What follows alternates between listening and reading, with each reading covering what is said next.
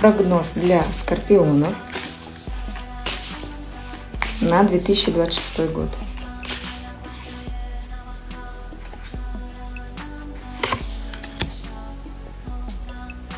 Встречи, общение, частый контакт с очень умной женщиной, получение от нее советов.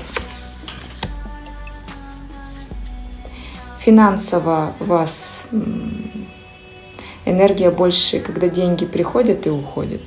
Но ключевое, что они приходят.